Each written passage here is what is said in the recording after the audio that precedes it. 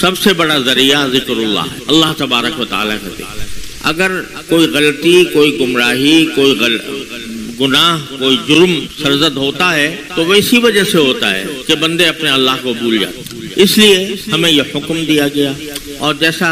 کہ میں نے پہلے بھی عرض کیا تھا کہ ذکر اللہ کو اللہ تعالی نے اتنا آسان کر دیا ہے کہ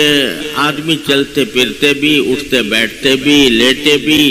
ذکر کر سکتا ہے۔ نہ وضو کی شرط ہے، نہ بیٹھنے کی شرط ہے، نہ قبلہ رو ہونے کی شرط ہے، ہر وقت زبان کے اوپر اللہ کا نام رہے۔ جب عادت پڑ جاتی ہے، اللہ تبارک و تعالی ہم سب کو اس کی توفیق عطا فرمائے کہ انسان جب کبھی خاموش ہے اس وقت بھی اس کی زبان اللہ کے ذکر سے تر رہتی۔ میں نے اپنی دادی صاحبہ رحمت اللہ تعالی علیہ، جو یہیں ہمارے اس قبرستان میں مدفون ہے، وہ حضرت گنگوہی رحمت اللہ علیہ سے مرید تھی۔ حضرت قطب الارشاد حضرت مولانا رشید احمد صاحب گنگوہی رحمت اللہ علیہ کی مریدہ تھی۔ میرے دادا بھی حضرت مولانا محمد یاسین صاحب، جن کے نام پر یہ باب یاسین ہے، وہ بھی دارالعلوم دیوبند کے ہم عمر تھے۔ یعنی جس سال دارالعلوم دیوبند قائم ہوا اسی سال میرے دادا حضرت مولانا محمد یاسین صاحب رحمت اللہ علیہ کی ولادت ہوئی، اور حضرت حکیم الامت مولانا اشرف علی صاحب تھانوی رحمت اللہ علیہ کے ہم سبق تھے،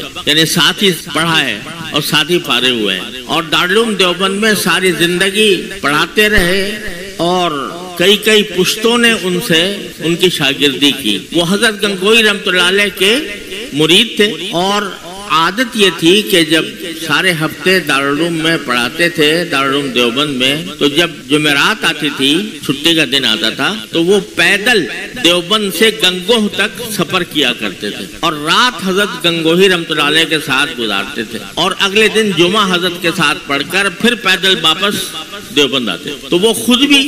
حضرت گنگوہی رحمت اللہ علیہ کے مرید تھے، اور انہوں نے اپنی اہلیہ یعنی میری دادی صاحبہ کو بھی مرید کرایا ہوا تھا۔ تو ہم تو بچپن سے یہ دیکھتے تھے کہ ان کے ہر سانس کے ساتھ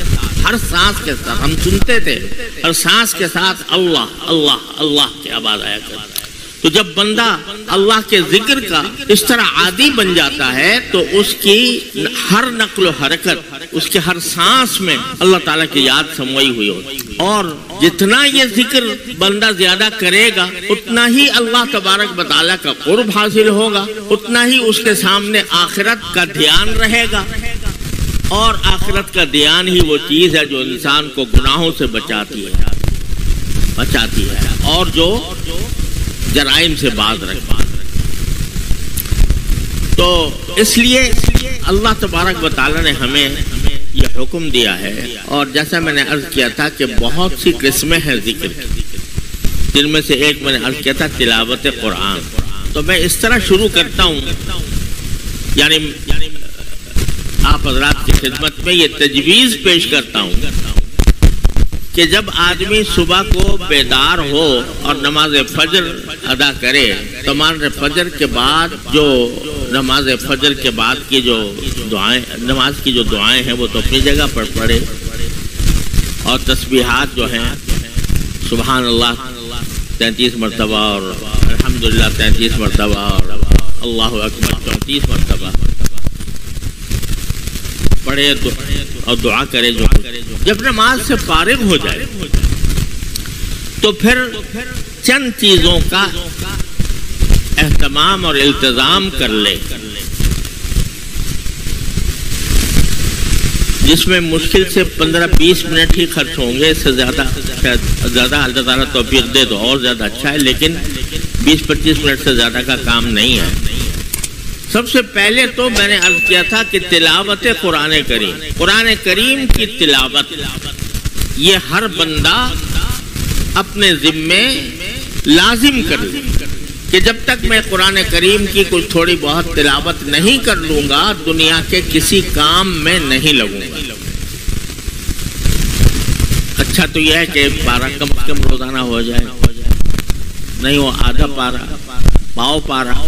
بہت مشغول آدمی ہے تو چاہے ایک رکوع پڑھ لے، لیکن تلاوت کے بغیر کوئی دن خالی نہ جائے۔ پچھلی مرتبہ میں عرض کر چکا ہوں تلاوت کے کیا فضائل ہیں اور اس کے اوپر کیا اجر و ثواب ہے اور اس کے کیا فوائد ہیں۔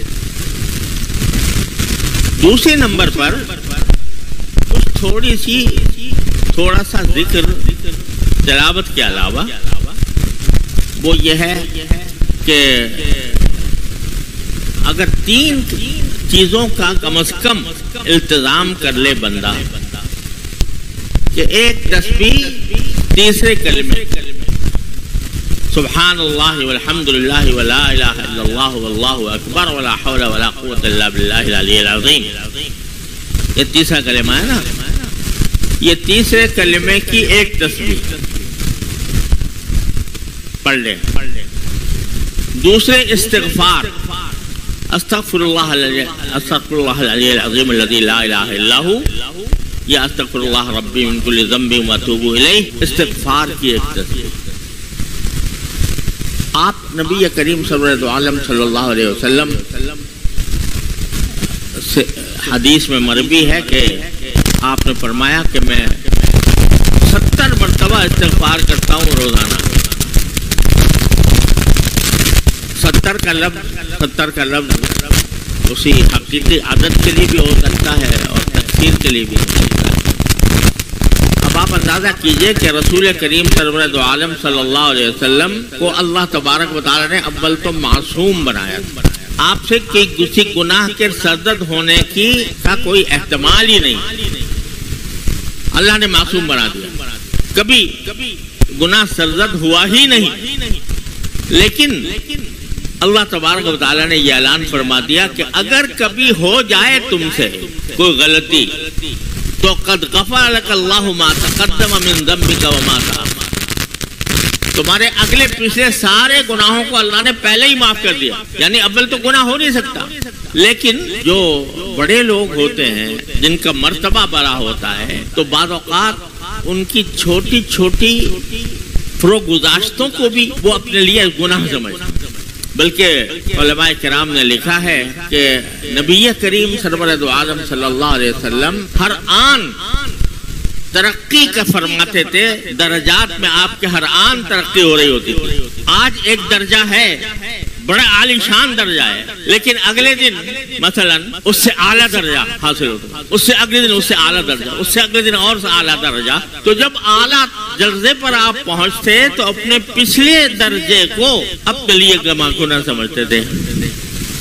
کہ بھئی یہ تو میں نیچے والے درجے میں تھا، یہ میرے لیے میری غلطی تھی، میرا گناہ، اس کو گناہ سمجھتے تھے. تو حسنات الابرار سیئات المقربین، یعنی نیک لوگوں کی جو اچھائیاں ہوتی ہیں وہ مقرب لوگوں ان کو اپنے لیے برائی سمجھتے ہیں. مثلا